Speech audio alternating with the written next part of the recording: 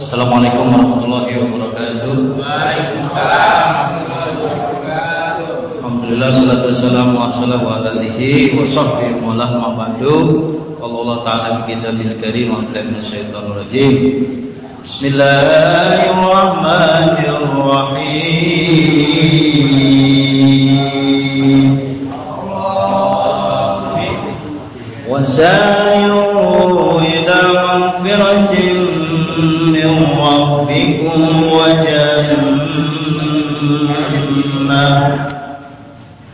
jannatin arduha as-samawati wal ardh u'iddat lil muttaqin.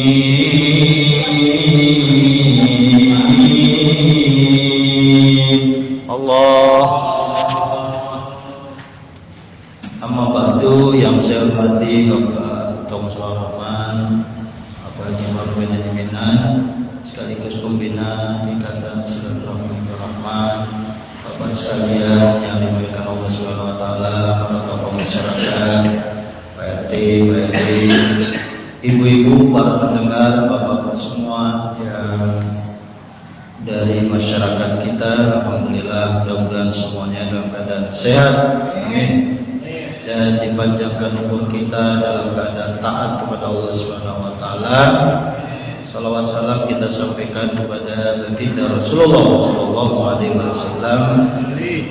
Allahumma barik lana fi Rajab wa Sya'ban, sama-sama, wa balighna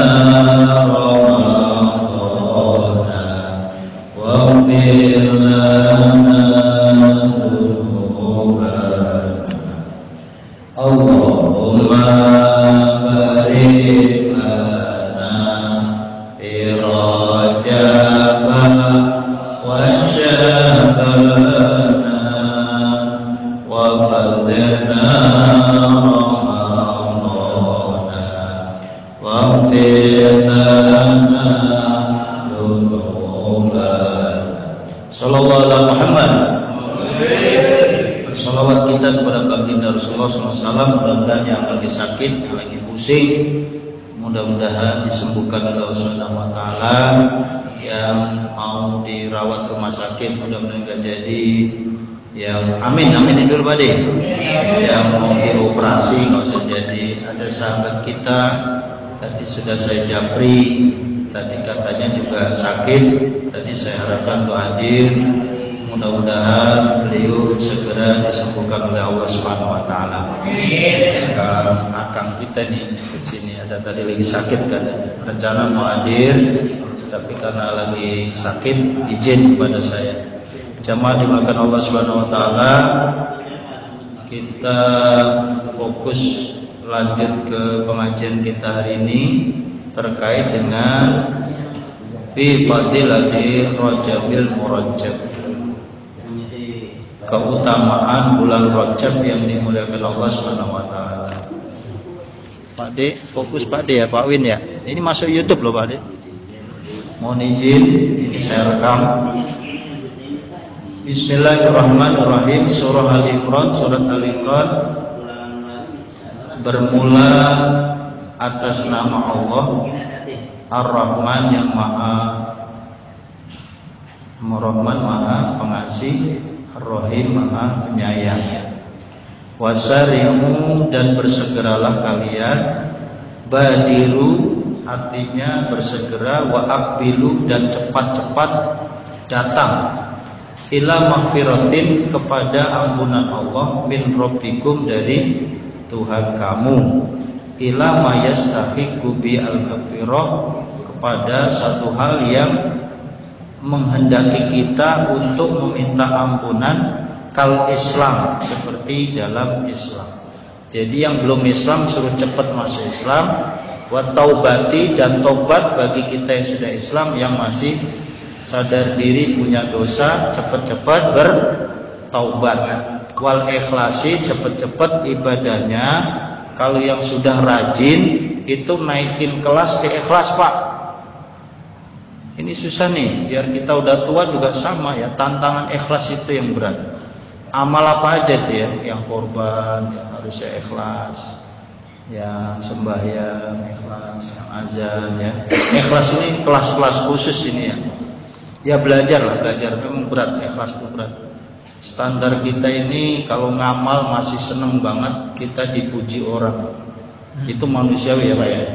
Kalau kita suaranya yang bagus, kayaknya ngeliuk-ngeliuk itu pengen dapat apa ya, dialamin orang, itu masih manusia. Tapi tingkatan-tingkatan gitu nanti lama-lama dipaksain, lama-lama terkikis, belajar ikhlasnya ketemu. Ya, termasuk yang bersolawatan, ya, yang jadi imam, yang jadi makmum, sama-sama itu dituntut untuk ikhlas. Wa jannatin, dan surga, arduhas samawatu wal ard. Luasnya surga itu seluas langit dan bumi. Ai arduha ka ardihima. Luasnya surga itu seperti luasnya langit dan bumi. Wa dzikrul ardi, disebut bumi lil mubalaghah, untuk menyampaikan kalimat mubalaghah, disempurnakan. Fi wasfiha bisaati ala tariqit tamsil li'annahu dunat tauli. Karena di dalam surga nanti itu sifatnya yang penting surga itu luas. Masalah luasnya kayak apa? Sebenarnya surga itu dunat tauli, enggak ada ukuran panjang lebarnya. Enggak kayak pada musiman mau bangun diukur panjangnya berapa, pendeknya berapa, lebarnya berapa, per meternya harga berapa. Masa lalu berarti. Kalau ada tanah segini diborong sama Pak De langsung diukur, cerut kali sekian, ada diameter berapa nih, sama yang mertua ahli tata bangunan, tata kota. Kalau ditanya luas musola berapa, lu coba ukur besok, panjang berapa kali berapa, ini luas gedenya berapa, pasti salah kalau bukan ahli. Kalau tata kota, tanya nanti belajar sama pembina Islami. Nah, sedangkan luasnya surga itu enggak keukur panjang dan lebar, itu maksudnya nih dalam kitab ini. Bahkan Rasulullah ketika Isra Mi'raj, ya cerita kemarin tuh nyambung. Ketika Isra Mi'raj tuh Rasul kan naik buruk nih, RT. Kemarin datang enggak? Datang ya? Dari Masjidil Haram ke Masjidil Aqsa itu naik buruk. Buruk tuh ternyata di surga itu ada 1000 buruk. Tapi itu buruk ada tulisannya nama Muhammad di buruk itu. Ada yang kenal banget, kata buruk satu, yang satu buruk bilang, saya mah nungguin Muhammad Kanjeng Nabi naikin saya itu dari 30-40 tahun yang lalu, saya udah dengar bahwa Rasulullah akan naik saya, kata si buruk. Maka dia nangis itu cepet-cepet pengen rindu ketemu Rasulullah. Tuh hewan buruk aja pengen rindu ketemu Rasul, apalagi kita gitu ya, subhanallah. Kayak apa Kanjeng Nabi. Kalau kita baca kitab di Durratun Nasihin, di mana tuh kitab berjanji, Rasulullah itu luar biasa. Ya, makhluk badannya gede, ganteng banget, rambutnya bagus, makanya cewek-cewek pada demen sama Rasulullah. Apalagi kalau ada janda-janda gitu, Rasulullah itu janda pada minta dinikahin Kanjeng Nabi itu. Dulu nih ceritanya, maka Nabi nikahnya sering karena meminta dinikahi. Ini bukan bercanda, emang serius. Makanya Rasulullah umur 20 sekian itu udah ngumpulin duit banyak tuh, belum diangkat Rasul. Ketemulah Siti Khadijah, janda kaya, umur 40 tahun, cantik sekali. Udah kaya cantik lagi tuh. Cemana dah? Itu Siti Khadijah. Maka Rasulullah, siapa yang lamar? Bukan Rasulullah yang lamar Siti Khadijah, malah Khadijah yang demen sama Rasulullah waktu itu dalam ceritanya. Singkat cerita, umur 25 nikahlah Rasulullah, dapat jodoh itu. Hartanya Rasulullah juga mas kawinnya besar banget, ditambah hartanya Khadijah yang banyak banget. Tapi sepanjang kehidupannya setelah jadi angkat jadi nabi, hartanya untuk dakwah sampai habis Rasulullah itu, termasuk Siti Khadijah. Yang tadi pakaiannya banyak, 2 lemari, 3 lemari, Siti Khadijah tinggal berapa lembar aja pakaiannya. Suatu kisah malah Rasulullah sholat kainnya bergantian. Itu bukan bohongan, memang saking waroknya terhadap dunia. Ya beda sama kita lah. Kalau ukuran Kanjeng Nabi dibandingkan kita nggak ada apa-apanya. Itu ada sebuah lagu. Wong kok ngene kok dibanding-banding ke, ya nggak bakal bisa, ya kan? Rasulullah dibandingin kita. Maka ada yang ngomong, ada dalam kitab itu Rasulullah itu basarun, manusia biasa sebenarnya, makan, minum, tidur, berak sama. Laisa kal basari, tapi Kanjeng Nabi bukan kayak manusia seperti kita. Bedanya apa? Innama ana basarun mislukum yuha ilayya annama ilahukum ilahun wahid. Bedanya Rasulullah itu dapat wahyu dari Kanjeng Nabi, dari Allah Subhanahu wa taala. Yuha ilayya. Ada bedanya lagi. Emang manusia, fisik manusia, rambut sama, main seks juga. Main seks sama bininya. Rasulullah main seks juga. Ya puasa juga, makan juga gitu. Tapi tidak sama kayak manusianya kita. Seperti apa tidak samanya? Di Quran disebut wa ma yantiqu 'anil hawa in huwa illa wahyun yuha. Rasulullah ngomong kayak kita nih, ngobrol, canda, guyon sama anak kecil. Tapi wa ma yantiqu 'anil hawa, enggak pernah Rasulullah kalau ngomong pakai hawa nafsu. Kalau bahasa sekarang Rasulullah baperan, itu enggak ada. Karena Rasulullah itu wa mayantiku anil hawa in huwa illa wahyu yuha. Semua yang diomongin Nabi itu wahyu dari Allah Subhanahu wa taala. Itu hebatnya Kanjeng Nabi. Singkat cerita, naiklah ke Buro. Kemarin kan Pak RT karena kami saya ulang lagi ya. Itu kemarin dipanggil, Muhammad. Enggak nengok tuh Muhammad. Kalau nengok dari sebelah kanan, umat Rasulullah ini menjadi Yahudi. Karena yang manggil sebelah kanan dari pendetanya apa ya, mubaliknya lah, penceramahnya Yahudi. Nah, kata Jibril itu tadi kalau ente nengok kanan, udah tuh mata ente jadi Yahudi semua. Panggil lagi Muhammad, ntar dulu jangan buru-buru naik buruknya. Ya, dia nggak nengok juga sebelah kiri. Kalau nengok, umat Rasul akan jadi Nasrani semua. Kemudian satu lagi cewek cantik, dandannya luar biasa, emas-emasan semua dipakai, menggoda Rasulullah dalam perjalanan ke Isra Mi'rajnya itu, naik buruk ditemenin malaikat Jibril dan Mikail, jangan Jibril doang. Rasulullah itu Isra Mi'raj ternyata naik buruknya anak Jibril sama Mikail. Nah, asik tuh ketemu cewek. Udah cewek yang cantik, Bi, luar biasa, dandannya menor. Kalau ente mah mubazir kagak dilihat, ya kan? Ini Rasulullah nggak nengok. Kata Jibril, Muhammad, kalau engkau nengok kemarin tuh yang dipanggil sama cewek itu, tadi maksudnya, kalau ente nengok maka umatmu cinta dunia. Nah, Rasulullah nggak nengok sama cewek aja kita udah cinta dunia, puput dunia gitu maksud. Itu sifat manusia kan. Kita punya satu, pengen dua, punya kontrakan 3, pengen 5, ya kan? RT ya?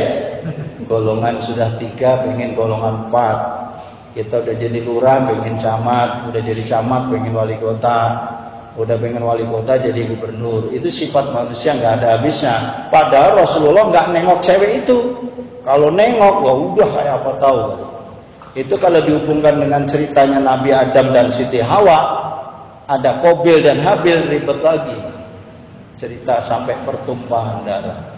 Nah, ketika Isra Mi'raj itu nyampe kemudian ke Baitul Maqdis, Palestina, Rasulullah disuruh malaikat Jibril masuk masjid, ente sholat tuh 2 rakaat. Itu ada tempat, memang ada Tursina, ada juga tempat ketika Nabi Musa bisa komunikasi dengan Allah. Ada 3 tempat tuh yang Rasulullah disuruh sholat. Nah, semua itu mengandung sejarah. Baru Mi'raj. Ternyata kenapa minal masjidil harami ilal masjidil aqsa kok nggak sampai Sidratul Muntaha? Padahal Mi'raj itu artinya apa? Perjalanan Rasul dari Baitul Maqdis, Masjidil Aqsa ke langit-langit sampai 7. Di atas langit 7 ada Sidratul Muntaha. Di atas Sidratul Muntaha masih ada lapis yang terbuat dari emas, yang jaga malaikat bukan Jibril lagi, bukan Mikail. Mikail Jibril mau dari mana tahu? Hanya Rasulullah yang bisa ke situ. Bahkan Jibril pun tidak nyampe kepada hadrat Allah Subhanahu wa taala. Itu sudah subhanallah, ibarat kayak gini nih, tiang-tiang itu beliau naik dari tiang apa, bukan tiang itu naik, tempat naik namanya apa begitu? Tangga ya. Tangganya tuh terbuat dari emas. Dan Rasulullah kagetnya kayak apa tahu ketika mau menghadap Allah. Di Sidratul Muntaha itu ketemulah Ars, di atasnya masih Ars namanya. Ars itu kan singgasananya Allah. Apakah Allah di singgasana itu? Masih ada lagi. Dan itu malaikat, ribuan malaikat nggak pernah ketemu Allah, nggak pernah lihat Allah. Boro-boro Jibril, Mikail lihat Allah. Malaikat yang penjaga langit aja nggak bisa melihat Allah. Nah itu Kanjeng Nabi diulurin tangan, Jibril nganterin. Itu siapa Jibril? Saya Jibril sama Muhammad. Langsung dilambe ke berikutnya. Apa namanya? Ke tangga berikutnya menuju Allah itu. Sampai berlapis-lapis. Dalam satu riwayat disebut dalam kitab, jaraknya antara dilambe oleh malaikat, diangkat malaikat itu 500 tahun perjalanan. Berarti Allah itu coba dibayangin, kira-kira ada di mana? Orang-orang yang kafir nggak masuk Islam itu cuma gini, Allah di mana kata dia. Dia rasionalitasnya nggak masuk. Allah itu ada di mana? Nah, saudara, bahwa Isra Mi'raj itu akhirnya Rasulullah ketemu kepada Allah langsung, maaf, di dalam kitab disebut Rasul bisa melihat Allah langsung dengan mata kepala dalam keadaan sadar. Satu pendapat. Pendapat kedua, Rasulullah hanya melihat kepada Allah dengan mata batinnya. Dengan mata batin. Itu pendapat kedua. Pendapat ketiga, Rasulullah betul-betul melihat lahir batin, bisa berkomunikasi, bahkan langsung bisa berhadapan-hadapan dan bisa berbicara langsung kepada Allah Subhanahu wa taala. Buktinya gitu. Nah, nanti mana pendapat yang paling masyhur? Kalau kata Siti Aisyah istrinya sendiri, enggak, Rasul mah enggak bisa melihat Allah. Nih dalam kitab Aisyah berkata, kalau ada orang yang menyebut Rasulullah Muhammad suamiku, ngomong langsung ngelihat langsung pada Allah, itu berita hoax, kata Aisyah. Kalau bahasa terjemah bebasnya, kalau bahasa kitabnya itu nggak mungkin. Nah, tapi ada Ibnu Abbas dan sahabat lain mengatakan, justru Allah mengangkat Muhammad itu memang kemauan Allah, Mi'raj kemauan Allah. Pastilah memang Allah ingin menunjukkan, ingin bertemu hamba pilihannya ini. Karena ada Nurullah, ada Nur Muhammad. Bahkan Nabi Adam diciptakan saja waktu itu sudah ada Nur Muhammad. Allahumma sholli ala Muhammad. Berbahagia kita di umatnya Kanjeng Nabi, Masya Allah. Kalau kita ingat seperti ini, bagaimana orang ketika ziarah ke makam Rasulullah gak menangis. Nanti cobain Pak ya, yang belum umroh silakan. Bagaimana ketika baru melihat makam Rasul itu di dinding-dinding, ya kan Abu Bakar, Umar, Rasulullah sebelahnya Abu Bakar di makam Madinah. Sampai kalau sholat ini nih imam Madinah nih, kalau kita sholat di sini, sampai langsung jalan ini ke sana, ini nih di sini nih makam Kanjeng Nabi. Baru nanti keluar ke makam Baqi ya Pak. Makam Baqi yang ada di Madinah. Setelah keluar makam Nabi itu keluar makam-makam sahabat-sahabat Nabi, istri Nabi. Malah nggak dimakamkan di sini. Di dalam Masjid Madinah hanya Nabi Muhammad dan Abu Bakar, Umar, bertiga itu ya. Nah, jamaah yang dimuliakan Allah Subhanahu wa taala, maka kisah Isra Mi'raj itu singkat cerita, dialognya ini, Muhammad itu setelah ngomong mau apa tahu tuh Allah udah kayak apa. Kata Nabi gini, ada pembicaraan khusus secret rahasia yang Nabi nggak boleh cerita ke umatnya. Itu di kitab disuruh gitu. Ada sebenarnya gua pengen cerita sama lo pada, tapi kagak boleh sama Allah. Bayangin tuh mesranya kayak apa tuh? Rahasia Muhammad sama Allah itu. Berdua doang, lo jangan bocorin ke orang-orang. Ah, tapi yang boleh dibocorin apa? Perintah sholat 50 waktu. Sholatnya ada itu 50 waktu. Dibocorin, kalau itu bukan bocor lagi, emang diperintah turun ketemu Nabi Musa, Muhammad, umat ente nggak bakal sanggup, naik lagi minta dispensasi, minta keringanan, dapat diskon HRT. Ya, diskonnya 10 rakaat doang. Turun ketemu Musa, nggak kuat umat ente 40 rakaat mah, turun naik turun, kurang 10, terakhir tinggal 5. Masih 5 aja. Nabi Musa protes juga, kagak kuat umat ente 5 rakaat subuh, asar, isya, maghrib, isya 5 itu berat itu mah. Kata Musa udah ngomong tuh, umat ente berat tuh nih nggak ngelaksanain 5. Berat apa berat? Sholat 5 itu kalau bagi yang nggak biasa kan berat banget Pak. Nah, tapi kita orang beriman itu kan itu perintah Allah. Allah udah ngukur, Muhammad sudah tahu diri, kayaknya saya kuat sholat 5 waktu, umat saya insya Allah kuat. Kata Nabi Muhammad kepada Musa, saya udah malu banget sama Allah, udah mondar-mandir dari kasih diskon, masih pengen balik lagi. Yang nyuruh balik siapa? Musa tadi. Akhirnya selesai, tetap sholat 5 rakaat. Habis itu Jibril nyari Muhammad, ikutin aneh, kemana kita? Yuk kita jalan-jalan ke surga. Lu biar tahu tuh surga kayak apa.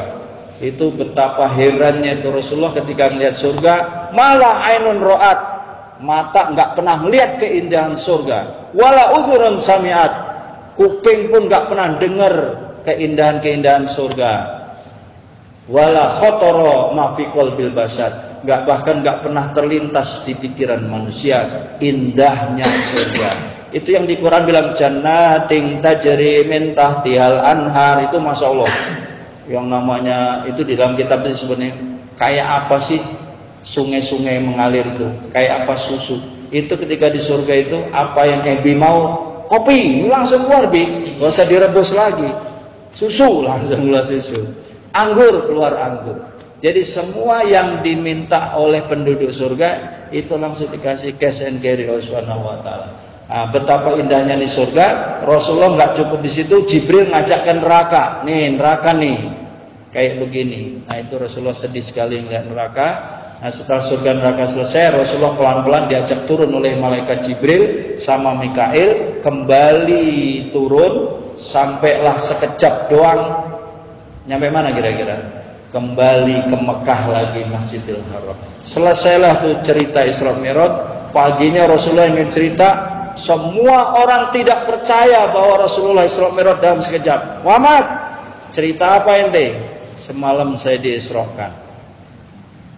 Masa semalam Isra itu jaraknya jauh banget. Ente pagi ini udah nyampe sini. Masa iya? Kata Abu Bakar, kata Abu Jahal, kaum-kaum kafir Quraisy itu. Tapi orang yang membenarkan nomor 1 siapa kemarin? Masih ingat? Abu Bakar. Maka Abu Bakar disebut As-Siddiq. As-Siddiq artinya yang maha membenarkan. Nah, itu singkat cerita kisah Isra Mi'raj. Mudah-mudahan kita mengambil hikmahnya. Intinya adalah perintah sholat. Alhamdulillah umur kita segini masih bisa menjaga sholat. Nah, cuman sholat ini ada tingkatan-tingkatannya. Ada sholat kita masih baru belajar, kalau bisa ya naik dikit. Kalau kita baru 5 ya tambahin qobliyah ba'diyah. Kalau qobliyah ba'diyahnya udah, tambahin lagi tahajudnya. Tahajudnya udah, duhanya. Itu makanya ada juga orang kalau sambil nunggu waktu nih, saya kasih rumus.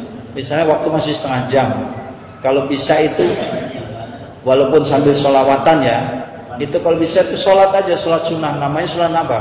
Bisa sholat sunnah taubat, bisa sholat sunnah hajat, bisa sholat sunnah mutlak. Itu namanya kita naik derajat itu. Ya. Makin manusia butuh kepada Allah, kebutuhannya banyak, hajatnya banyak, sholatnya dibanyakin. Beda sama bocah TK, anak SD, anak SMP tuh yang segitu-segitu tuh. Dia sholat juga selagu-lagunya. Kadang 5, bolong 2, bolong 3 tuh bocah tuh. Kan gak apa-apa, itu bocah kecil. Tapi kalau kita usia-usia segini, makin butuh Allah, sholatnya dibanyakin. Udah butuh sama Allah, sholatnya malas. Butuhnya sama Allah, zikirnya malas. Assalamualaikum, salam, loma lantas jalan. Wirid kagak, zikir kagak. Katanya butuh sama Allah, zikirlah. Ya habis assalamualaikum minimal istighfar 3 kali. La ilaha illallah 3 kali. Allahumma antas salam, jangan Allahumma lantas jalan. Selesai zikir, doa. Kalau kentut pengen berak, pengen apa ya nggak apa-apa, lari. Tapi ya masa iya setiap habis sholat pengen berak terus kan enggak juga. Jadi zikir sampai doa. Ya imam bisa disingkat juga. Kalau imam itu rukun yang zikir yang harus dibaca penting ada istighfar, Allahumma antas salam, ayat kursi kalau mau, atau langsung tahlil, atau langsung doa, tergantung sikon. Kalau emang cuacanya lagi enak, hujannya deres, mau pulang orang ada payung, panjangin baik, zikir ini panjangin dikit. Tapi saya lihat udah angop mulu, bawaannya ngantuk, belum pada ngopi, belum pada ngerokok, ya imam harus cepetin baik. Sama kayak tahlilan lah. Mau tahlilan panjang dulu ya jangan, pendek dulu juga jangan. Kepanjangan juga nggak bagus, kependekan juga jangan, ya sedang-sedang saja. Bener nggak? Nah itu namanya kita sebagai pimpinan atau ustadz tuh harus cerdas gitu membaca situasi. Nah termasuk imam, apalagi imam tarawih. Seneng yang cepet apa yang pendek? Nah, seneng cepet.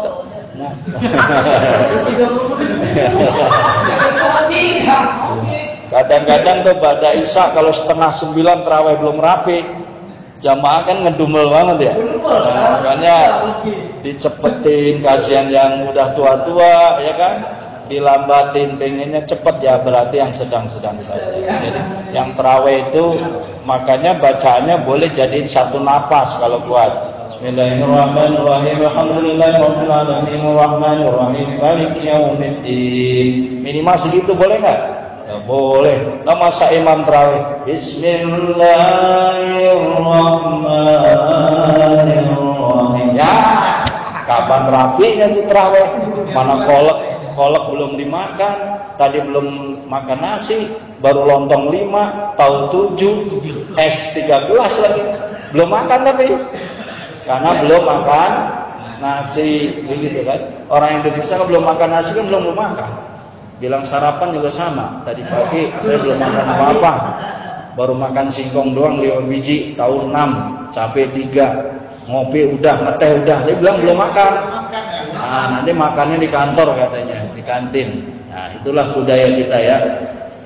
Nah, sekali lagi mudah-mudahan kita diberi kesehatan oleh Allah untuk masuk bulan puasa. Amin. Lanjut bahwa luasnya kasabi samawatin wa sab'i aradin lawas salabatu wa bibadin uiddat lil muttaqin. Disediakan surga itu janjinya untuk orang-orang yang bertakwa. Huyiat artinya disediakan lahum bagi mereka. Wafihi di dalam surga itu, wafihi dan di dalam kalimat ini dalilun ala anna jannah makhluqah. Surga itu makhluk. Surga itu makhluk kayak kita. Manusia makhluk, hewan makhluk, dunia makhluk, surga makhluk. Wa anna kharijatun an hadal alam.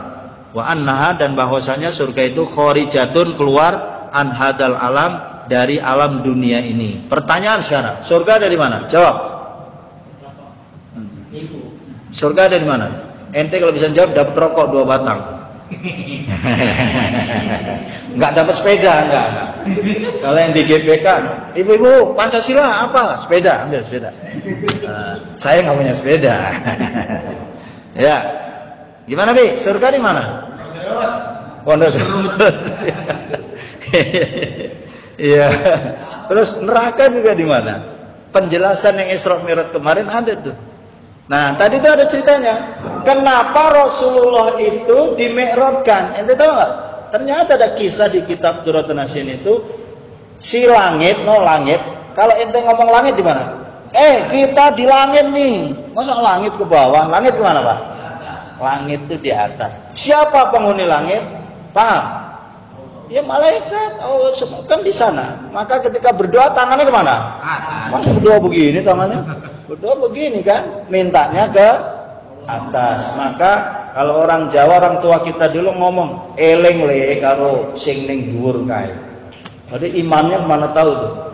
Orang Hindu ngomong, eling karo sing kuwasa sing kae lho manggone ning dhuwur. Artinya apa itu? Yang ingat yang di atas. Kalau nasihat orang tua kan ingat yang di atas. Mau lagu kayak apa aja ingat. Bahkan saya baca status teman-teman di TikTok, di mana nih jamaah kita juga bikin TikTok dulu. Saya baca itu, saya dengar, wah cakep juga nih TikTok. Kata dia mau jadi bajingan, kata waduh cakep banget. Saya dengar bajingan ribet juga nih.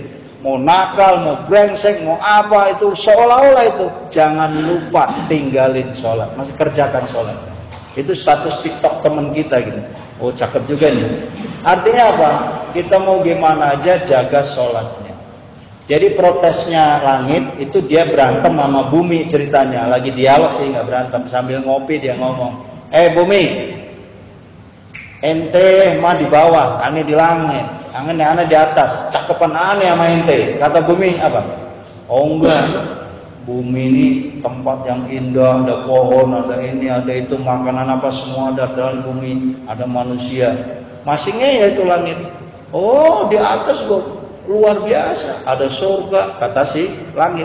Ada surga, ada keindahan, ada ars, ada para malaikat. Mana ada di bumi malaikat? Kata langit, si bumi nggak mau kalah. Saya yakin yang nggak ada di ente adalah manusia makhluk yang paling agung, yang paling hebat, yang paling dimuliakan Allah. Nggak ada duanya. Siapa dia? Muhammad Sallallahu Alaihi Wasallam. Kagak ada ente di langit. Kelekep, sekak, seter. Langit itu kalah itu, sekster ya. Iya ya. Kalah gua sama dunia, sama bumi. Akhirnya langit lapor ke komandan. Ibarat kalau sekarang mah, dan lapor 86. Lapornya ke Allah maksudnya. Langit bilang, "Ya Allah, ternyata di bumi ada Muhammad, makhlukmu yang paling agung. Itu yang membuat keutamaan di bumi. Saya kalah sama bumi. Saya di atas tapi kalah sama bumi. Padahal bumi adalah tempatnya neraka." Di bumi ternyata di kitab disebut, ente kalau saya tanya tadi, di mana surga, di mana neraka, harus bisa jawab. Surga itu dikelilingnya sebelum aras itu ketemunya surga. Kalau udah puncaknya di aras, tahtal aras, ada fauqal aras Allah Subhanahu wa taala, tahtal aras, di bawahnya aras ada surga, ada para malaikat. Itu jawabannya.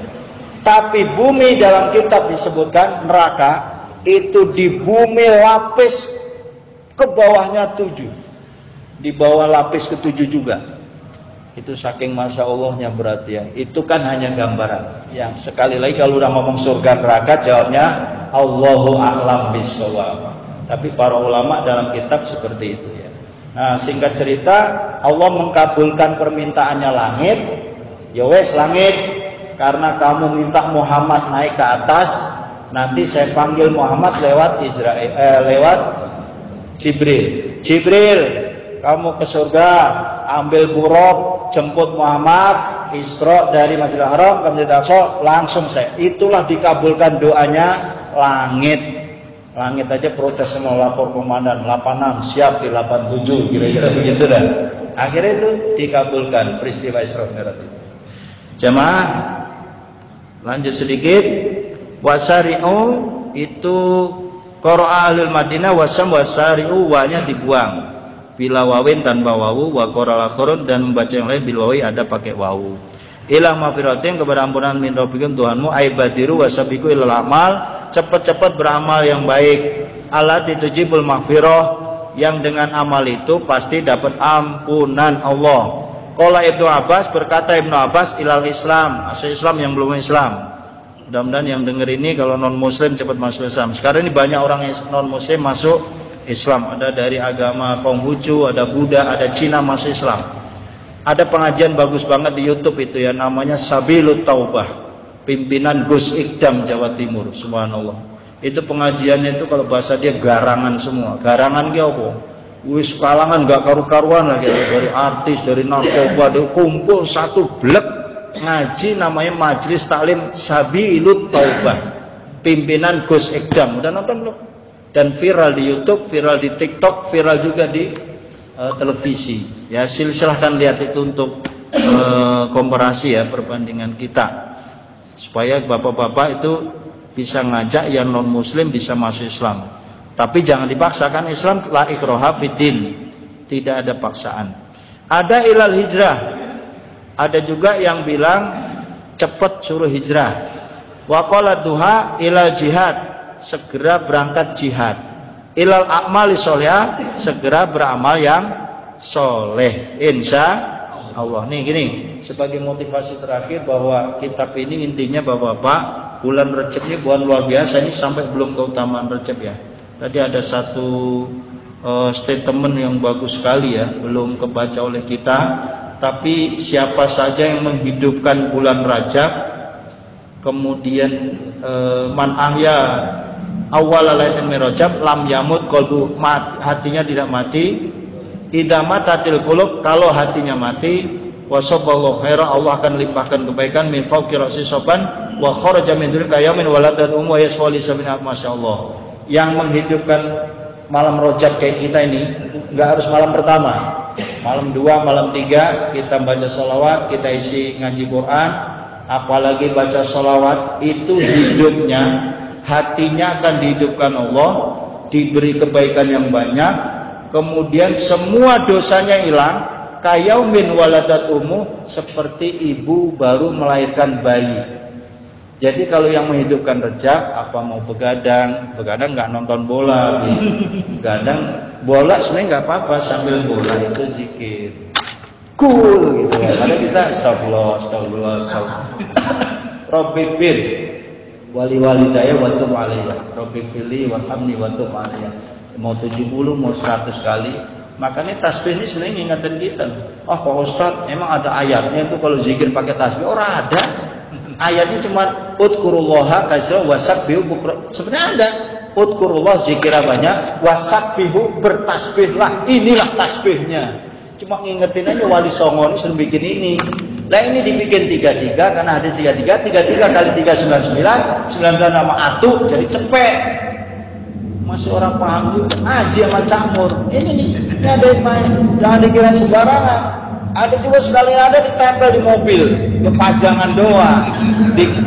Jadi kata sama orang yang punya mobil orang bener nih, orang geblek malah.